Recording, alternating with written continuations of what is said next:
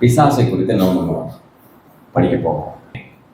பிசாசை குறித்து தெளிவான ஒரு படிப்பினை இந்த வேத புஸ்தகம் மட்டுமே தருகிறது. பிசாசை எப்படி ஏன் புரிஞ்சுக்கணும் அப்படின்னா, வேதம் சொல்லுகிறது மனித குலத்தின் எதிராளி ஒருத்தன் தான். உங்களுடைய என்னுடைய எதிராளி யாரு தான்? ஒருத்தர் தான். அது யாரு? பிசாசு. தேவனுக்கும் சத்துரு யாரு? பிசாசு. இப்போ பிசாசை குறித்து சரியான அறிவு நமக்கு வரணும் அப்படின்னா தேவனை குறித்த சரியான அறிவு நமக்கு உண்டாகும். தேவனை குறித்த தெளிவான சரியான அறிவு நமக்கு இல்லாத பட்சத்திலே பிசாசை குறித்தும் என்ன பண்ண முடியாது, நம்ம சரியா புரிஞ்சுக்க முடியாது. புதிய ஏற்பாட்டிலே நம்ம சிந்திக்க போவோம். ரைட்? அதுக்கு முன்னாடி உங்களுக்கு புரியறதுக்காக ஒரு காரியம் சொல்றேன். அமெரிக்க தேசத்துல மெக்சிகோ அப்படின்னு ஒரு பட்டணம் இருக்கு. வழக்கமா அங்க நடக்கிற திருட்டுல மிக முக்கியமான ஒரு டாக்டிக்ஸ், அதாவது ஒரு வழிமுறை நான் இப்போ சொல்ல போறது. முன்னாடிலாம் எப்ப 60-70 5 திருடர்கள் என்ன பண்ணுவாங்களாம், சூப்பர் மார்க்கெட் அதுக்குள்ள நுழைவாங்களாம் ஒரு பெரிய திட்டத்தோடு. என்ன திட்டம்னா கொள்ளையடிக்கணும், சூப்பர் மார்க்கெட்டை கொள்ளையடிக்கணும், கல்லாவில் இருக்கிற காசெல்லாம் எடுக்கணும், இதுதான் திட்டம். அப்போ நான் 5 பேர் உள்ள நல்லா ட்ரெஸ் பண்ணிட்டு உள்ள நுழைஞ்சோடனே 3 பேர் என்ன பண்ணுவானுங்கன்னா, அந்த சூப்பர் மார்க்கெட்டுடைய கடைசி மூலையில போய் சண்டை போடுவாங்களாம். பயங்கரமா சண்டை போடுவாங்களாம் 3 பேரும் வாக்குவாதம் பண்ணிக்கிட்டு. 4வதா ஒரு திருடன் இருக்கான் இல்லையா, அவன் அந்த 3 பேர்த்தையும் சமாதானம் பண்ணி விலக்கி விடுற மாதிரி என்ன பண்ணுவான், ஆக்ஷன் பண்ணுவான். இந்த சண்டையெல்லாம் பார்த்தோன்னே, இந்த அடிதடி ஆகி கைகளை பார்க்கறத பார்க்கணுன்னே ஜனங்கள் எல்லாம் அங்கே போய் என்ன பண்ணுவாங்களாம், வேடிக்கை பார்த்துட்டு நின்றுவாங்களாம்.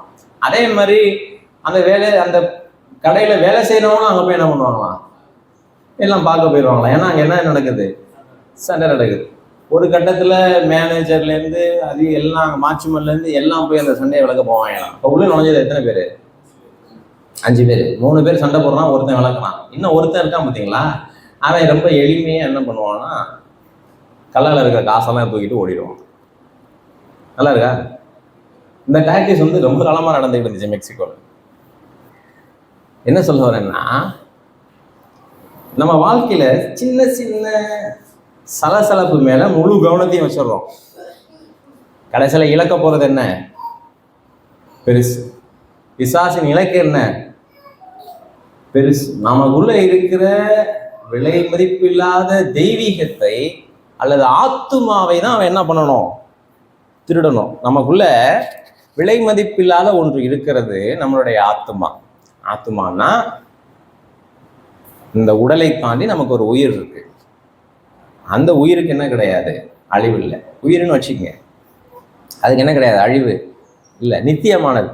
நான் இறந்தேன்னா ஆத்துமா எங்க போயிடும், ஆண்டவர்கிட்ட போயிடும், அதுக்கு அழிவே இல்லை. இப்போ 3 கேட்டகரிக்கு பேசுறேன் பாருங்க, கவனிங்க. வாலிபர்கள் என்ன நினைப்பாங்க, சந்தோஷமா வாழணும், இந்த உலகத்துல புதுசு புதுசா காரியங்களை பார்க்கணும், சந்தோஷமா வாங்கணும், மனசுக்கு சந்தோஷத்தை தரணும், ஜாலியா இருக்கணும் அப்படின்னு இந்த சின்ன சின்ன காரியத்துலலாம் கவனம் வைக்கும் பொழுது, அவன் மனசு ஃபுல்லா அதுல லகிக்கும் பொழுது அவங்கள்ட்ட இருக்கிற ஆத்துமாவை என்ன பண்ணிடுவான், பிசாசு என்ன பண்ணிடுவான், எடுத்துருவான். அவர்கள் ரட்சிக்கப்படாதபடிக்கு, நித்திய வாழ்வை பெற்றுக்கொள்ளாதபடிக்கு, தேவனை அடைய முடியாத அளவுக்கு அவங்க என்ன பண்ணுவான், பிசாசு அவங்களுடைய ஆத்மாவை கொள்ளையிட்டுருவான். செகண்ட் கேட்டகரி பீப்புள், இந்த 30க்கு மேலே இருக்கிறவங்க, 35 அந்த 40 இருக்கிறவங்க, அவங்களுக்கு நிறைய பொறுப்புகள் இருக்கும். இதை எப்படி நாங்கள் 3ஆ பிரிப்போம். நிறைய பொறுப்புகள் இருக்கும். வாடகை கட்டணுமே, கரண்ட் பில்லு கட்டணுமே, பண்டிகை வருது, செலவுக்கு என்ன பண்ணுவோம், நிறைய பொறுப்பு இருக்கும். இப்படி இந்த உலகத்தினுடைய நெருக்கடிக்கு மேலேயே கவலை வச்சிருப்பாங்க. மாமியார் பேச மாட்டாங்க, மருமகன் பேச மாட்டாங்க. யாரு 35லேருந்து அந்த 40-45 நம்ம உள்ளவங்க. இப்படி உலகத்தினுடைய நெருக்கடி மேலே இவங்களுக்கு கவனம் முழுசா போயிட்டதுனால அவங்கள்ட்ட இருக்கிற விலையில பெற்ற ஆத்மாவை என்ன பண்ணிடுவான், எடுத்துக்குவான். இளைஞர்களுக்கு பிரச்சனை என்ன, ஜாலியா இருக்கணும், சந்தோஷமா இருக்கணும், புதுசு புதுசா பார்க்கணும், காட்சிகளிலே மகிழ்ச்சி, கேட்பதிலே மகிழ்ச்சி. ரைட். அடுத்த கேட்டகரியில இந்த 55லேருந்து இந்த 60-65 அந்த மாதிரி உள்ளவங்க இவங்க என்ன பண்ணுவாங்கன்னு கேட்டீங்கன்னா, முட்டு வலி இருக்கவங்க அவங்க குறவான சொல்ல நினைக்கிறேன். எனக்கு முட்டு வலி இருக்கு, முட்டு வலிக்காக செய்யணும். முட்டு வலி மேல தங்களுடைய முழு கவனத்தை என்ன பண்ணிடுவாங்க, வச்சுருவாங்க. அண்ட் தென் பேத்தி பேரனா என்ன பண்ண முடியல, பார்க்க முடியல. நம்மளுக்கு யாருமே இல்லையே. எப்படி யோசிப்பாங்கன்னா, நம்ம படுத்துக்கிட்டா என்ன பண்றது, என்ன யோசிக்க மாட்டாங்கன்னா, செத்ததுக்கு அப்புறம் எங்க போவோம் அதை யோசிக்க மாட்டாங்க. படுத்துக்கிட்டா என்ன முழு கவனத்தை எங்க வச்சிருவாங்க. அது தப்பு கிடையாது, தப்புன்னு சொல்லல, அது வரும். ஆனா முழு கவனத்தை எங்க வச்சிருவாங்க, நம்ம படுத்துக்கிட்டா யாரு பாப்பா. ஆனா நான் மரித்தால் எங்கே போவேன், என் ஆத்துமா எப்படி இருக்கு. அப்ப பிசாசு அவங்களுடைய ஆத்துமாவை என்ன பண்ணுவான், அப்படி எடுத்துருவான். 3 கேட்டகரி பெரும்பாலும். அப்ப பிசாசு குறித்து வேதவசனம் சொல்கிறது, பிசாசு திருடுவதற்கும், சேர்ந்து சொல்லுவோம், திருடுவதற்கும், கொல்லுவதற்கும், அழிப்பதற்கும் வருகிறானே அன்றி வேறொன்றுக்கும் வரான். பிசாசு ஒரு மனுஷன்கிட்ட வந்தான்னா அவனுடைய நோக்கம் ஒன்றுதான், பிசாசு ஒரு மனிதனை வாழ வைக்க முடியாது. வர்றான்னா நம்ம கிட்ட இருந்து விலையேற பெற்றதை என்ன பண்ணணும், எடுத்துக்கும். நம்மள்ட்ட இருக்கிற விலையேற பெற்றதை என்ன பண்ணணும், எடுத்துக்கும். அவனுக்கு தெரியும், ஒருவேளை மனிதர்களுக்கு அது தெரியாம இருக்கலாம். என்கிட்ட இருக்கிறதுலையே மதிப்பு மிக்கது எது அப்படின்னு மனுஷங்களுக்கு தெரியாம இருக்கலாம்.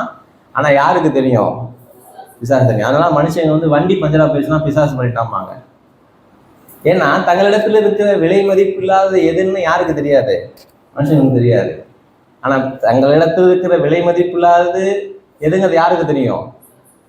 இந்த நியூஸ் எல்லாம் பாத்தீங்கன்னா, சமீபத்துல நியூஸ் பார்க்க சொல்லிட்டாரு பாஸ்டர்னு காலையில இருந்து உட்காந்து கூடாது, அப்படி கிடையாது. ஒரு அரை மணி நேரம் என்ன பண்ணுங்க, தலைப்பு செய்தின்னு சொல்லுவாங்க, அந்த மாதிரி ஹெட்லைன்ஸை ப்ரௌஸ் பண்ணுங்க. என்ன செய்யும், குறிப்பாக இளைஞர்களுக்கு நான் சொல்றது என்னன்னா, உங்களுடைய சிந்தை விருத்தி ஆகும். பீகார்ல உள்ள நுழைஞ்சு பாஸ்புக்கு என்ட்ரி போடுற மிஷின் இல்லைங்க, அதை தூக்கிட்டானுங்க. ஏன்னா அவங்க என்ன பண்ணல, கொஞ்சம் கூட படிக்கல, ஏடிஎம் மிஷின் பதில் ஏற்ற தூக்கிட்டான். என்ன சொல்ல வரேன்னா, பிசாசு அப்படிலாம் கிடையாது, ரொம்ப பிசாசுக்கு அறிவு. அதனால எதை திருட வேண்டும், எதை அழிக்க வேண்டும் என்று சொல்லி பிசாசுக்கு நல்லா தெரியும். இடியட் யாருன்னா மனுஷங்க தான், அவனுக்கு தெரியாது. பால் பொங்குச்சுன்னா உடனே பிசாசுமாங்க. நேராக போயிட்டு இருக்கோம், கல் தடிக்கிடுச்சுன்னா என்ன பண்ணுதுங்க, பிசாசு என்ன பண்ணிட்டாமாங்க. அப்படிலாம் கிடையாது, அப்படி லோ டாக்டிக்ஸ் பிசாசு ஈடுபட மாட்டான். இப்போ என்ன நம்ம மையப்படுத்தி பார்க்க போறோம்னா, பிசாசு மனிதர்களிடத்திலே பிரயோகிப்பது வல்லமையை அல்ல, தந்திரத்தை. என்னதுங்க, தந்திரத்தை. நல்லா புரிஞ்சுக்கணும். குறிப்பாக ரட்சிக்கப்பட்ட மனிதர்கள் மேல் பிசாசின் ஆற்றல் என்ன ஆகாது, செல்லுபடியே. உலகத்தில் உள்ள ஒட்டுமொத்த பிசாசும் சேர்ந்தாலும் ரட்சிக்கப்பட்ட ஒரு மனிதனை அவனுடைய ஆற்றலினால் ஒன்றும் செய்ய முடியாது. ரட்சிக்கப்படாத மனிதர்களையும் அப்படி செய்ய முடியுமா, பிசாசு அவன் நினைச்சதெல்லாம் செய்ய முடியுமானா இல்லை. காமன் கிரேஸ் அப்படின்னு ஒன்று இருக்கு, பொதுவான கிருபைன்னு ஒன்று இருக்கு. அந்த பொதுவான கிருபை தேவனுடைய சிருஷ்டி எல்லா மேலேயுமே இருக்கு. கடவுளை அறியாத மனிதர்கள் வீட்டுக்குள்ளேயுமே அவர்கள் அனுமதிக்காமல் யார் நுழைய முடியாது, பிசாசு நுழைய முடியாது. கவனிங்க, பிசாசு எல்லா நேரங்களிலும் தன்னுடைய ஆற்றலை, நீங்க நிறைய கதை கேட்டிருக்கலாம் சர்ச்சுக்குள்ளேயே, ரைட், முடிவுகளை நீங்களே எடுங்க. ஆனா வேதம் திட்டவட்டமாக சொல்கிறது, பிசாசு தன்னுடைய ஆற்றலை பிரயோகிப்பது இல்லை, தன்னுடைய தந்திரத்தையே என்ன பண்றான், டாக்டிக்ஸ் அல்லது டிசைன்னு சொல்லுவாங்க, தன்னுடைய தந்திரத்தையே கவனிங்க. ஏதேன் தோட்டத்துக்குள்ள டைனோசர் மாதிரி நுழைஞ்சு ஏவாளை மிரட்டி ஒழுங்கா அந்த பழத்தை சாப்பிடு அப்படின்னு சொல்லியிருக்க முடியுமா, முடியாதா? முடியும். பிசாசுக்கு நல்லா தெரியும், அந்த உலகத்திலேயே பெரிய ஆற்றல் உள்ளது யாருதான், ஆதாமும் ஏவாளும் தான், ரைட்.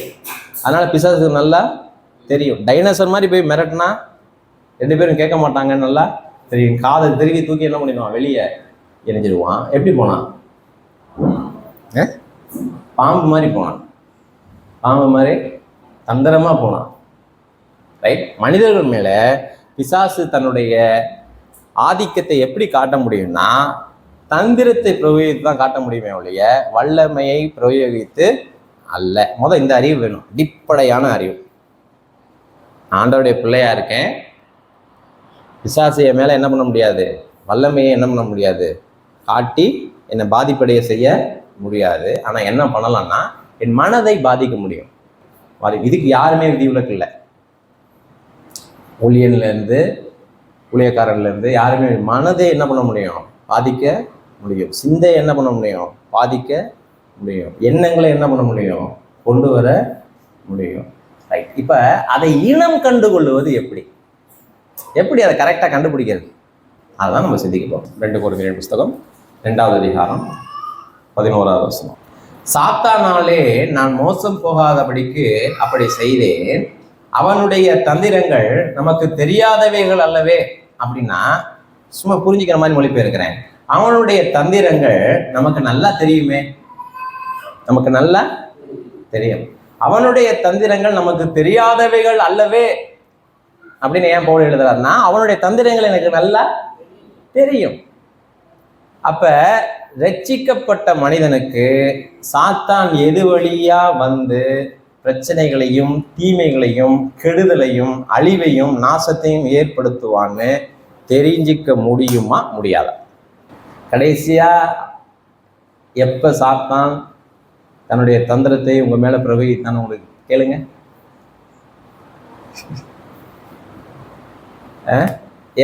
எப்ப நம்ம கண்டுபிடிக்க முடியுமா, முடியாதா? இப்போ கொஞ்ச நேரத்தை கண்டுபிடிச்சிடலாம். நம்முடைய வாழ்க்கையிலே பிசாசு கடைசியா எப்படி தந்திரத்தை பயன்படுத்தினான், எப்பொழுது பயன்படுத்தினான்? நேற்றைக்கா, முந்தா நாளா, போன வாரமா? கண்டுபிடிச்சிடலாம். ரைட். ஒரு வசனத்தை வாசிக்கும் பொழுது நீங்க ஃபில் பண்ணிடக்கூடாது. பைபிள் தான் என்ன பண்ணணும், அதை ஃபில் பண்ணணும். 16 வசனம் வாசிங்க. சாத்தானாலே நான் மோசம் போகாதபடிக்கு அப்படி செய்தேன், அவனுடைய தந்திரங்கள் நமக்கு தெரியாதவைகள். அப்படி செய்தேன்னா எப்படி செய்தேன்னு ஒரு கேள்வி வரும். பவுல் சொல்றாரு, சாத்தானால் மோசம் போகாதபடி அப்படி செய்தேன். அப்ப என்னமோ ஒன்று செஞ்சிருக்கிறாரு இவரு. சாத்தான்ட்ட நம்ம ஏமாறக்கூடாது, சாத்தானுடைய திட்டம் நிறைவேறக்கூடாது, சாத்தான் வந்து நினைக்கிறத என் வாழ்க்கையில என்ன பண்ணிடக்கூடாது, செஞ்சிடக்கூடாது அப்படின்னு என்னமோ இவர் செஞ்சிருக்கிறார். சாத்தானால் நான் மோசம் போகாதபடி, அதாவது ஏமாற்றம் அடையாதபடிக்கு அப்படி செய்தேன். எப்படி செஞ்சாரு? அதுக்கு அப்படி மேல 10, எவனுக்கு நீங்கள் மன்னிக்கிறீர்களோ அவனுக்கு நானும் மன்னிக்கிறேன், மேலும் எதை நான் மன்னிக்கிறேனோ அதை உங்கள் நிமித்தம் கிறிஸ்துவனுடைய சன்னிதானத்திலும் மன்னிக்கிறேன். சாத்தானாலே நான் மோசம் போகாதபடி அப்படி செய்தேன். இப்ப சொல்லுங்க, அப்படி செய்தேன்னா பவுல் செஞ்சது என்ன? 2 கையால உங்களை கும்பிடுறேன். முன்னாடி இருக்கவங்களும் சொல்லிட்டீங்க, அப்படி பின்னாடி இருக்க சொல்லுங்க. பவுல் செஞ்சது என்ன? ஜெபம் செய்தேன். என்ன சாத்தான் போராடுறான்னு நீங்க யார்கிட்ட வேணாலும் போய் சொல்லுங்க. அல்ல, என்ன பண்ணுங்க சிஸ்டர், என்ன பண்ணுங்க, தண்ணிக்கு ஜெபம் பண்ணி அதை என்ன பண்ணணும் தெரியும். அது ஏன் அப்படி சுத்தி வளைக்கிறீங்க?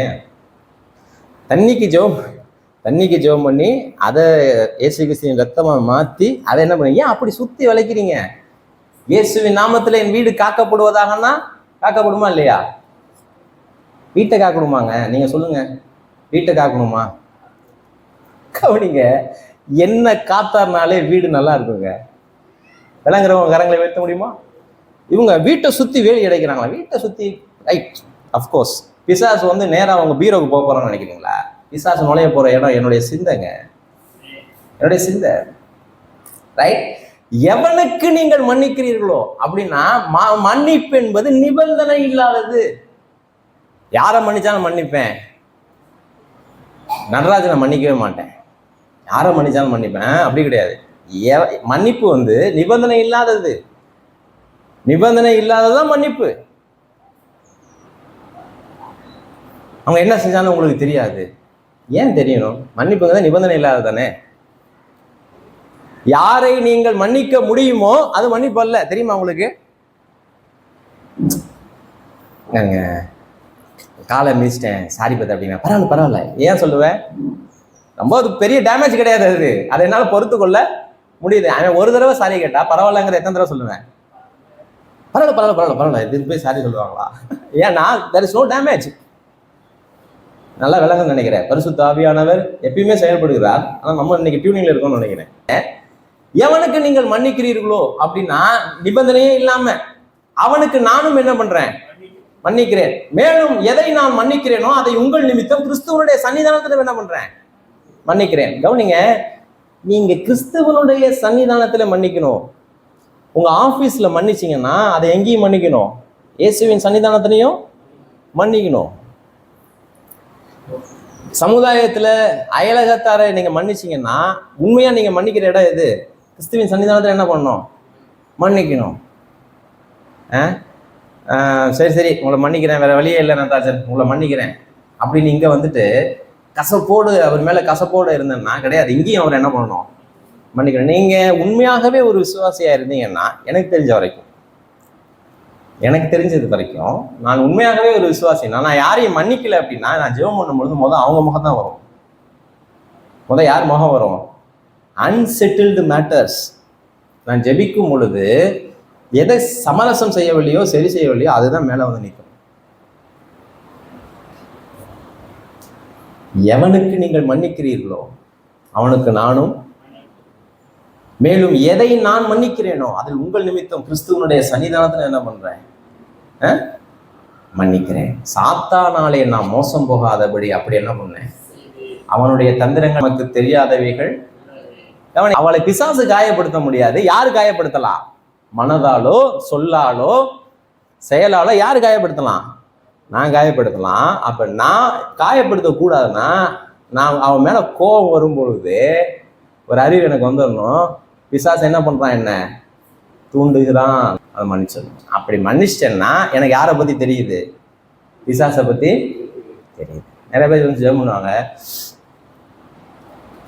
சண்டையா இருக்கிறது, நிறைய போராட்டம், சத்துரு போராட்டம், ஜெபம் பண்ணுங்க. சரி ரைட், சத்துரு போராடுறாங்கல்ல, நீங்க என்ன பண்ணீங்க? சத்துரு பேண்ட் ஷர்ட்டெல்லாம் மாட்டிட்டு உங்க வீட்டில் நுழைஞ்சிட்டானா? சுடிதார் சேலெல்லாம் கட்டிட்டு சத்துரு உங்க வீட்டில் நுழைஞ்சிட்டானா? பாயிண்ட்டுக்கு வாங்க. நான் என்ன பண்ணீங்கல்ல, நான் என்ன பண்ணேன்? வாங்க. நீங்கள் எல்லாவற்றிலும் கீழ்ப்படிந்திருக்கிறீர்களோ, 9வது வசனம், நீங்கள் எல்லாவற்றிலும் கீழ்ப்படிந்திருக்கிறீர்களோ என்று உங்களை சோதித்தறியும்படி இப்படி என்ன பண்ணேன்? வாசிங்க. அந்தபடி உங்கள் அன்பை அவனுக்கு காண்பிக்கும்படி உங்களை என்ன பண்றேன்? ஏதோ ஒரு பிரச்சனையை பத்தி இவர் பேசிட்டு இருக்காரு. எத்தனை பேருக்கு விளங்குது? உங்க கரங்களை உயர்த்த முடியுமா? என்ன சொல்றாரு? ஊழியக்காரனுக்கு கீழ்ப்படுகிறீங்களா? நான் ஊழியக்காரனா? நான் கிடையாது. பரிசுத்த ஆவியானவருக்கு கீழ்ப்படுகிறாங்களா ஒருத்தர் அப்படின்னு எப்படி கண்டுபிடிக்கலாம் அப்படின்னா சொல்ற பாருங்க, அந்தபடி உங்கள் அன்பை அவனுக்கு காண்பிக்கும்படி உங்களை என்ன பண்றேன்? நீங்கள் எல்லாவற்றிலும் கீழ்ப்படிந்திருக்கிறீர்களோ என்று உங்களை சோதித்தறியும்படி இப்படி என்ன பண்ணேன்? எல்லாத்துலயும் ஒருத்தர் கரெக்டா இருக்கிறாங்களான்னு ஒரு விஷயத்தை வச்சு என்ன பண்ணிடலாம்? கண்டுபிடிச்சிடலாம். எதை வச்சு? நான் மன்னிக்கிறேங்கிறத வச்சு அவங்களுடைய முழு ஆன்மீக தகுதி என்ன பண்ணிடலாம்? சொல்லிடலாம். ரைட். இப்போ என்ன நினைப்போம்னா, இல்லைங்க அது கஷ்டம்.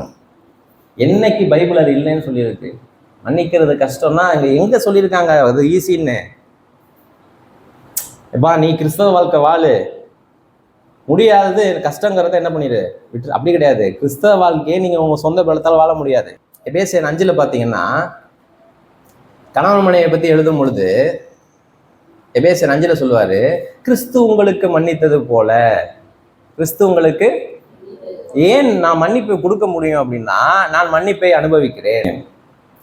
எத்தனை பேர் செஞ்ச தப்பையே கேட்டு ஆண்டவர்கிட்ட மன்னிப்பு கேட்டிருக்கீங்க? ஆண்டவர் மன்னிச்சாரா இல்லையா? மன்னிச்சார். இப்போ நம்ம என்ன சொல்லக்கூடாது? எத்தனை தடவை அவன் மன்னிக்கிறது? அவன் தெரிஞ்சதாங்க செய்யறான். அவன் அந்த அம்மா தெரிஞ்சதான் செய்யுது. எத்தனை தடவை மன்னிக்கிறது? எனக்கு மன்னிக்கிறாரா இல்லையா? சரி, நான் மன்னிப்பு கேட்கும் பொழுது மறுபடியும் அதை செஞ்சுட்டு மறுபடியும் எப்போ கேட்பேன்னு அவருக்கு தெரியுமா தெரியாதா? தயார் நல்லா இருக்கான். கண்டிப்பா தெரியுமா இல்லையா? ஆண்டவரே இந்த ஒரு தடவை மன்னிப்போம். நான் அந்த மாதிரி 100 தடவை கேட்டிருக்கேன். இந்த ஒரு முறை மன்னிக்கும். இந்த ஒரு விஷயம் எனக்கு இறங்கும். சிம்சோன் அந்த ஜபத்தை பண்ணிட்டு செத்து போயிட்டான். அதனாலதான் அப்படி சொன்னான், இந்த ஒரு விஷயம் எனக்கு இறங்கும்.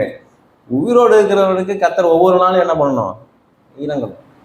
கவனிங்க, நான் ஒரு காரியத்தை கேட்கும் பொழுது, ஒரு மன்னிப்பு கேட்கும் பொழுது, எப்ப என்ன நான் அடுத்தது அப்படி செய்வேங்கிறது அவருக்கு நல்லா தெரியும். என்ன மன்னிக்கிறாரா இல்லையா? மன்னிக்கிறாரா இல்லையா? அந்த நிச்சயம் எப்ப தெரியுமா வரணும்? நான் இன்னொருத்தரை மன்னிக்கும் போது. இன்னொருவரை குறைகளோடையே ஒருத்தர் எப்ப ஏற்றுக்கொள்ள முடியும்னா, என்னை குறைகளோடு இயேசு கிறிஸ்து ஏற்றுக்கொண்டார். என்ன சரி பண்ணி ஏத்துக்கிட்டாரா? என்ன சரி பண்ணி ஏத்துக்கிட்டாரா? நான் எப்படி இருக்கிறேனோ அப்படியே என்னை ஏற்றுக்கொண்டாரா? பாருங்க, அந்த கெட்ட குமாரன் போய் பண்ணிக்கிட்ட படுத்து உருண்டு எந்திரிச்சு வர்றான். அந்த கதையெல்லாம் தெரியுமில்ல? எந்திரிச்சு வர்றான். என்ன சொல்றாரு? தன் தகப்பன் ஓடி போய் அப்படியே அவனை என்ன பண்றாரு? அணைக்கிறாரு. உள்ளபடியே அவனை ஏற்றுக்கொள்றாரு. இவனுக்கு தான் அன்னீசியா இருக்கு. என்னடா பண்ணிக்கு நடுவில் படுத்துட்டு வர்றோம், மேலெல்லாம் சேர சகதியமா இருக்கு, நாத்தமா இருக்கு. யாருக்கு அன்னீசியா இருக்கு? இவன் தான் போய் குளிச்சான். ஏன்? இவனுக்கு அன்னீசியா இருக்கனால போய் என்ன பண்ணான்? குளிச்சான். பாவங்களோடு கரைகளோடு தேவன் நம்ம ஏற்றுக்கொண்டார் இல்லையா? எல்லாம் அக்கிரமங்களோடு நம்ம என்ன பண்ணாரு? ஏற்றுக்கொண்டாரு. அவர் என்னை ஏற்றுக்கொண்ட பிற்பாடுதான் எனக்கு ஒரு மாதிரி வெக்கமாயி, எனக்கு ஒரு மாதிரி அன்னீசி ஆகி, அன்கம்ஃபர்டபுள் ஆகி, இவ்வளோ பரிசுத்தமுள்ள கடவுள் நம்ம ஏற்றுக்கொண்டாரேன்னு அவர் அன்பை நினைச்சுத்தான் நான் சுத்தம் பண்ணுவதற்கு என்னை ஒப்பு கொடுத்தேன் ஒழிய, நீ சுத்தமாயிட்டு வா நான் உன்னை ஏத்துக்கிறேன்னு சொல்லவே இல்லை. ரைட்? எனக்கு தான் அன்கம்ஃபர்ட் ஆச்சு. கடவுள் ஒரு நாளும் என்ன பண்ணல, என்ன நெளியில, ஐயோ உன்னை எப்படி தொடர்றது, இவனை எப்படி ஏத்துக்கிறது அப்படி நினைக்கவே இல்லை. ஆனா எனக்கு தான் அப்படி தோணுச்சு, இனிமே ஒழுங்கா வாழணுமே, இனிமே உருப்படியா வாழணுமே, இன்னைக்கு ஒரு தீர்மானத்துக்கு வரணுமே, எனக்கு தான் அப்படி தோணுச்சே ஒழிய அவர் என்ன பண்ணல, உள்ளபடியே ஏற்றுக்கொண்டார். இப்போ அந்த மன்னிப்பை நான் அனுபவிக்கும் பொழுது இன்னொருத்தர் மன்னிக்கிறது ஈஸியா இருக்குங்கிறதோட இயல்பா மாறிடும். ஈஸிங்கிறது வேற, இயல்பா மாறுறது வேற. சரி, அப்போ உங்களுக்கு கசப்பு வருமா? கண்டிப்பா வரும். வரும் இல்லை? வருது. கசப்போடு போராடுறீங்களா? ஆமா போராடுறேன். ஆண்டவர் அதை மாத்துறாரா? மாத்துறாரு. அதுதான் உரைக்கல். நிறைய பேர் என்ன நினைச்சுக்கிறாங்க, இப்போ உங்களிடத்துல பேசுவது யார்? பரிசுத்த ஆவியானவர் அப்படி நினைச்சுக்கிறாங்க. சர்ச்சில் இருக்கும்பொழுது மட்டும் ஒரு மனிதன் பரிசுத்த ஆவியானவர் மூலமா என்ன பண்றாங்க, அவங்க பேசுனாங்க நம்ம கேட்கணும்னு கிடையாது. பரிசுத்த ஆவியானவர் மூலமாகவே ஒவ்வொரு நாளும் ஒவ்வொரு நிமிடமும் பேசும்படி அழைக்கப்பட்டிருக்கோம். நாம ஒரு நீண்ட நெடிய லெக்சர் எடுக்கணும்னு அவசியம் இல்லை. நீங்களே உங்க வாழ்க்கையில கண்டுபிடிங்க. ஒரு கசப்பான சிந்தை வருது, பரிசுத்த ஆவியானவர் சிந்தை தருவாரா? அது பரிசுத்த ஆவியானவர் உண்டானதா? கிடையாது. அந்தபடி உங்கள் அன்பை சம்பந்தப்பட்ட அவனுக்கு காண்பிக்கும்படி உங்களை என்ன பண்றேன், கொஞ்சம் கெஞ்சி கேட்கறேன்ப்பா, கொஞ்சம் அன்பை காமி. ஒரு அப்போஸ்தலன் பேசுறாங்க, இதெல்லாம் தான் நான் படிச்சுக்கிட்டேன். அப்போஸ்தலன் எப்படி எழுதுனா, உனக்கு கெஞ்சி கேட்கிறேன், தயவு செஞ்சு கேட்கிறேன், 2 கையெடுத்து கும்பிட்டு கேட்கிறேன். நீங்கள் யாரோடு கசப்பா இருந்தீங்கன்னா அவங்களுக்கு உங்க அன்பை என்ன பண்ணுங்க, காண்பீங்க. அன்பு என்பது எப்பொழுதுமே ரிஃப்ளெக்ஷன், காண்பிக்கப்பட வேண்டிய ஒன்று. 9, நீங்கள் எல்லாவற்றிலும் கீழ்ப்படிந்திருக்கிறீர்களோ என்று உங்களை சோதித்தறியும்படி இப்படி என்ன பண்ணேன், எழுதினேன் அல்லது இப்படி பிரசங்கித்தேன். எவனுக்கு நீங்க என்ன வேணாலும் சொல்லுங்க, இதை மட்டும் கேட்க மாட்டேன் அப்படின்னா, இதை நீங்க கேட்கறேன்னா என்ன சொன்னாலும் கேட்க மாட்டீங்க. நிறைய பேருடைய பேசுனா, நீங்க என்ன வேணாலும் சொல்லுங்க பிரதர், அது மட்டும் முடியாது. வேற என்ன சொல்ல போறேன், நீங்க தினமும் இந்த குழம்பு தான் வைக்கணும்னு சொல்ல போறேன், வேற என்ன சொல்ல போறேன்? இதை செய்யாட்டி நீங்க எதையுமே செய்ய மாட்டீங்கன்னா வசனம் சொல்லுங்க. அந்தபடி உங்கள் அன்பை அவனுக்கு காண்பிக்கும்படி உங்களை வேண்டிக் கொள்கிறேன். நீங்கள் எல்லாவற்றிலும் கீழ்ப்படிந்திருக்கிறீர்களோ என்று உங்களை சோதித்தறியும்படி இப்படி எழுதினேன். எவனுக்கு நீங்கள் மன்னிக்கிறீர்களோ அவனுக்கு நானும் என்ன பண்றேன், மன்னிக்கிறேன். மேலும் கவனிங்க, யார நீ திட்டுறியோ அவனை நானும் திட்டுறேன் அப்படி சொன்னாரா? நல்லா புரிஞ்சுக்கணும். ஒரு சண்டை வருது, என் ஒய்ஃப் சொல்றா, இது கற்பனை, பாவம். கவனிங்க, சண்டை வருது பக்கத்து வீட்டில், நான் திட்டுறேன்ல, என் கூட நின்று நீங்களும் 2 வார்த்தை என்ன பண்ணுங்க, திட்டுங்க. அப்படித்தானே நம்ம கூப்பிடுவோம். நான் சொல்ல புரியுதா? நான் என்ன பண்றேன், அவனை கேட்குறேன், கூட நின்று நீ என்ன பண்ணுவோம், கேட்கணும். ஏங்க அவன் அப்படி பேசிக்கிட்டு இருக்கான், நீ சும்மா இருக்கிய கேட்டுக்கிட்டு அப்படின்னு என்ன பண்ணுவோம், அது இன்னொரு சண்டையை பிறப்பிக்கும். இன்னொரு சண்டையை பவுலுங்க டைரக்ஷன் கொடுக்குறாரு பாருங்க. நான் அவனை திட்டுறேன், ஒன்றும் நீ அவனை திட்டில, அவன் மேலே கோபமா இருக்குல்ல, நானும் இனிமேல் அவன்கிட்ட பேச மாட்டேன் அப்படி சொன்னாரா? நீ அவனுக்கு மன்னிக்கிறது போல நானும் மன்னிக்கிறேன். எப்படி உங்களுக்கு எப்படி புரியுது? எத்தனை பேர் வேத புத்தகத்தை சந்தோஷப்படுறீங்க? நீ மன்னிக்கிறது போல நானும் என்ன பண்றேன்? மன்னிக்கிறேன். ஒன்ன எங்க வரணும்? ஒரு மனம் எங்க வரணும்? மன்னிக்கிறதுல வரணும். நீ பேச மாட்டேன்னு நானும் பேச மாட்டேன். இன்னையிலிருந்து உனக்கும் அவன் எதிரி என்றால் எனக்கும் அவன் எதிரி. அப்படியா? நீ மன்னிக்கிறது மாதிரியே நானும் மன்னிக்கிறேன்.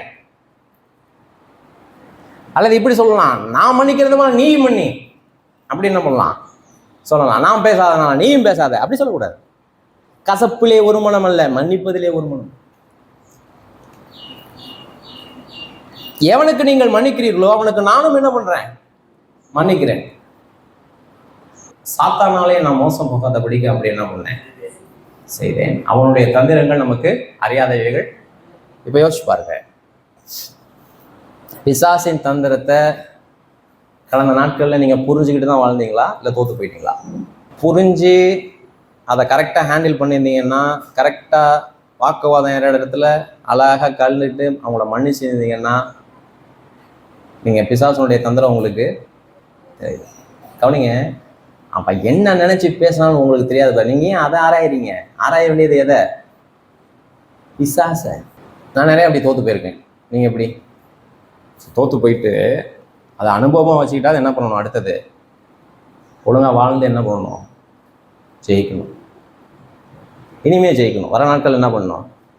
ஜெயிக்கணும். ஜெயிப்பீங்களா? எல்லாம் புரிஞ்சுக்கிட்டீங்க. எழுப்பி நிற்போமா? 5 பேர் நுழைஞ்சாங்கன்னா, ஒரு சூப்பர் மார்க்கெட்டுக்குள்ள 5 பேர் நுழையிறாங்கன்னா என்ன பிளானு? ஒரு சின்ன சலசலப்பை ஏற்படுத்தணும். மொத்தத்தையும் என்ன பண்ணிடணும்? அடிச்சுட்டு போயிடணும். அந்த டாக்டிக்ஸ் தான். லேசா யாரையாவது தூண்டி விடணும், மொத்த சந்தோஷத்தையும் என்ன பண்ணிடணும்? கெடுத்துடணும். பிரச்சனை எப்பயுமே வேரிலிருந்து ட்ரீட் பண்ணுங்க. இலையில ஒரே பூச்சியா இருக்கு அப்படின்னா இலைக்கு மருந்து அடிப்பீங்களா? எங்க அடிப்பீங்க மருந்து? சொல்லுங்க. எங்க? வேறு. பிரச்சனை எங்க வந்தாலும் 3ஆம் மனுஷன் கூட்டு கட்டிங்கன்னா இது ஒரு பிரச்சனையாமா. அப்ப வேர்ல டீல் பண்ணுங்க. இயேசு கிறிஸ்து 40 நாள் உபவாசிக்கணும் அப்படின்னு போனாரா வனாந்திரத்துல? நீங்க என்ன பைபிள் வாசிக்கிறீங்க? 40 நாள் உபவாசம் தீர்மானிச்சுட்டு போனாரா, இல்ல சோதனை முடிஞ்சதுக்கு அப்புறம் தன்னுடைய உபவாசத்தை நிறுத்தி கொண்டாரா? போய் தாங்க வாசி பார்க்கணும். எத்தனை பேர் வாசி பார்க்க போறீங்க? பைபிளை கரெக்டா வாசிக்க போறீங்க எத்தனை பேர்? 40 நாள் உபவாசித்தார், ரைட். 40 நாள் உபவாசித்தார் அப்படிங்கிறத யார் எழுதுறா? ஆத்தர், அந்த ஆக்கியோன்னு எழுதுறாங்க. ஆனால் 40 நாள் உபவாசிக்கணும் அப்படின்னு தான் போறாரா இயேசு கிறிஸ்து? இல்லை. போனார், உபவாசித்தார், தேவனோடு இருந்தார், சோதனையை ஜெயித்தார், அவசியம் தீர்ந்தது, உபவாசத்தை முடித்து கொண்டார். அப்படி முடிச்சதுக்கு அப்புறம் கணக்கு பண்ணி பார்த்தா 40 நாள். நான் சொல்ல புரியுதா? நம்ம இன்னைக்கு என்ன போட்டுட்டு இருக்கோம்? 40 நாள் உபவாசம் கிடையாது. சோதனையை முடிக்கிற வரைக்கும், நம்ம பலன் பெறுற வரைக்கும். நான் சொல்ல புரியுதா? நம்ம இருக்கிற தப்பு கிடையாது. யோசிச்சு பாருங்க. நீங்கள் உங்களுடைய இமோஷன்ஸை டீல் பண்ணணும். உங்களுடைய உணர்வுகளை என்ன பண்ணணும்? டீல் பண்ணியே இந்த 7:30 மணிக்கு கரெக்டாக சாப்பிடணும். கரெக்டாக சாப்பிட்ணுங்கிறதுல மாற்று கருத்தே இல்லை. 200% சொல்கிறேன். கரெக்டாக சாப்பிடாத ஆளாக இருந்தால் கரெக்டாக சாப்பிட்ருங்க. ஆனால் கரெக்டாக சாப்பிடாட்டி எப்படி ரியாக்ட் பண்ணுறீங்கன்னு பாருங்கள். அப்படின்னா உங்களுடைய உணர்வுகள் என்ன இல்லை? கட்டுப்பாட்டில் இல்லை. உணர்வுகள் கட்டுப்பாட்டில் இல்லைன்னா நீங்கள் பரிசுத்த ஆவியானவர் ஆளப்படலை. உங்களுக்கு எல்லா உணர்வுகளுமே உங்களுக்கு கட்டுப்பாட்டில் இருக்காது. லஸ்ட், இச்சை இருக்குமா இருக்காதா? ரசிக்கப்பட்டவங்களுக்கு இச்சை இருக்குமா இருக்காதா? ஐயோ சூப்பராக இருக்குப்பா தோணுமா தோணாதா? தோணும். அப்போ எந்த விதத்தில் நம்ம கிறிஸ்தவர்கள் அப்படின்னா இச்சை அடக்கம். உடனே வண்டியை ஸ்டார்ட் பண்ணி பின்னாடியே போகிறது இல்லை. ஏன்னா எனக்கு உள்ள என்ன இருக்கு? இச்சை அடக்கம். இச்சை என் மூலமாக உண்டாகிறது. இச்சை அடக்கம் பரிசுத்த ஆவியானவர் மூலமாக உண்டாகுது. புரியுதா? இச்சை அடக்கம் உண்டாகணும்னா உள்ள யார் இருக்கணும்? பரிசுத்த ஆவியானவர் என்ன பண்ணணும்? இருக்கணும். இல்லைன்னா இச்சை மட்டுமே இருந்தா இச்சை நொடி நான் நடத்தப்படுவேன். வண்டி எங்கே தான் போகும்? சந்தா தான் போயிட்டு இருக்கோம். ஒன்று பெட்ரோல் தீரணும். ஜோம் பண்ணலாமா? இச்சை எங்கிறது உண்டாவது? எனக்குள்ள இச்சை அடக்கம் எங்க உண்டாகுது? பிசாசு இப்போ எதை கையில் எடுப்பான்னு கேட்டிங்கன்னா, என்னை சோதிக்கணும்னா நான் எதில் வீக், இச்சையில் வீக்கா, ரைட், அதை தான் கையில் எடுப்பான். தனியாக அவனுக்கு ஒரு டாக்டிஸ். ஓ உனக்கு அதான் வீக்கா, சரி ரைட், அப்போ அதை என்ன பண்ணிடுவோம், கையில் எடுத்துரும். பிசாசு உள்ள நுழையிறான்னா என்கிட்ட என்ன இருக்கும் ஏற்கனவே, அவனுக்கு இடம் இருக்கணும். எல்லாரையும் பிசாசு சோதிச்சிட முடியாது, எல்லாரையும் பிசாசு விழுங்கிட முடியாது. என்கிட்ட என்ன இருக்கணும், இடம் இருக்கணும். இடம் இருக்காம பார்த்துக்கிட்டே இருக்கணும். பிசாசு என்ன கொடுக்கக்கூடாது, இடமே. சோம் இல்லாமல் கண்ணில் விடும். அவனுக்கு நீங்கள் மன்னிக்கிறதுனால நானும் மன்னிக்கிறேன், பிசாசுனால் மோசம் போகாதபடிக்கு அப்படி செஞ்சேன், நீங்கள் எல்லாவற்றிலும் உண்மையுள்ளவர்களோ என்று சோதித்தரிக்கும்படி இப்படி எழுதுனேன். கடைசியில் சொல்கிறாரு, பிசாசனுடைய உபாய தந்திரங்கள் நான் அறியாதது அல்லவே. இன்னையிலேருந்து உங்களுக்கு அந்த அறிவு வந்துச்சுன்னா நெருக்கடியான சூழ்நிலைகளை நீங்கள் எப்படி டீல் பண்ணணும். பதட்டப்படுறீங்க, கோவப்படுறீங்க, விரக்தி ஆகுறீங்க, இதான் நெகட்டிவ் இமோஷன்ஸ். விரக்தி, கசப்பு, சலிப்பு, சோர்வு இதெல்லாம் வரும்பொழுது அதை எப்படி ஹேண்டில் பண்ணுறதுன்னு கற்றுக்கணும். அதை எப்படி ஹேண்டில் பண்ணுறது கற்றுக்கிறத விட பரிசுத்த ஆவியானவர் நம்ம உள்ளே எப்படி செயல்படுறாங்கிறத பின்தொடரணும். ஆண்டவர் உங்களோட இடைப்பட்டாராம். இப்போ நீங்கள் ஜெபம் பண்ணுங்க, நானும் யோசிச்சு பார்க்குறேன், யாரையா மன்னிக்காமல் விட்டுருக்கேன், நான் யோசிச்சு பார்க்குறேன். அதான் ஆண்டவர் சொல்றாரு, உங்களை துன்பப்படுத்துவதற்காக ஜெபம் பண்ணுங்க. அதை செஞ்சிருக்கீங்களா? என்னைக்காவது யார் மூலியமாவது நீங்க காயப்பட்டீங்கன்னா உடனே அவங்களுக்காக ஜெபம் பண்ண ஆரம்பிச்சிருக்கீங்களா? அதெல்லாம் செஞ்சு பாருங்க, அற்புதமா இருக்கும். அப்படின்னா என்ன அர்த்தம்? யாராவது என்னை காயப்படுத்தினாங்கன்னா தேவ சமூகத்திற்கு நான் செல்லுவேன், அதுதான் அர்த்தம். மனசு கஷ்டப்படுறமா நடந்துருச்சு, ரைட், நீங்கள் எங்கே வேணாலும் இருக்கலாம், ரைட், ஆனால் உள்ளபூர்வமாக உடனடியாக தேவ சமூகத்துக்கு போகணும். ஆண்டவரே நான் காயப்பட்டேன், எனக்கு வலிக்குது, என்ன இப்படி பேசிட்டாங்க, எங்கே போகணும்? தேவ சமூகத்தில் போகணும். அவர் அந்த காயங்களை ஆற்றுவார். மனிதனிடத்தில் எதிர்பார்க்காத அங்கீகாரம், மனிதன்ட்ட அங்கீகாரம் எதிர்பார்க்குறீங்களா? அது கிடைக்காது. எங்கே போகணும்? ஆண்டவர்கிட்ட போகணும். ஆண்டவர் உங்களை அங்கீகரிப்பார். நீங்கள் யாருங்கிறத அவருடைய வெளிச்சத்தில் சொல்லுவார். உங்களை தாழ்த்தி யாராவது பேசிட்டாங்களா? செல்ஃப் ஒர்த், அதாவது உங்களுடைய சுய மதிப்பையே நீங்கள் இழக்கும்படி பேசிட்டாங்களா? நீ ஒன்றுத்துக்கு ஆக மாட்ட, உதவாக்குற, நீ ஒரு ஃபெயிலியர், பைசாவுக்கு புரோஜனம் சொல்லிட்டாங்களா? நீங்கள் காயப்பட்டீங்களா? ஆண்டவர்கிட்ட போங்க. ஆண்டவர் சொல்லுவார், என் ரத்தத்தினால உன்னை கழுவி இருக்கேன், நான் உன்கிட்ட எல்லாத்தையும் சொல்கிறேன், நான் உன்கிட்ட பேச ஆயத்தம், நீ ஏன் அங்கேயும் இங்கேயும் போய் உன்னை நீ என்ன பண்ணிக்கிற, எதிர்பார்த்து ஏமாற்றம் அடைகிற? ஆண்டவர் பேசுவார், உங்கள் இதயத்தை ஆற்றுவார். தேவ சமூகத்துக்கு போகாமல் நம்முடைய காயங்களை நாமே மாற்ற முயற்சிப்போம் என்று சொன்னால் we make a mess. நல்ல ஆண்டவரே, நீ துதிக்கிறோம், நீ ஸ்தோத்திரிக்கிறோம், உடைய வார்த்தைகளுக்காக நன்றி செலுத்துகிறோம். என்னையும் எங்களையும் உடைய பாதத்தில் வைக்கிறோம். ஆவியானவர் ஆட்கொண்டு நடத்துவீராக. இயேசுவின் மூலம் ஜெபிக்கிறோம் பிதாவே.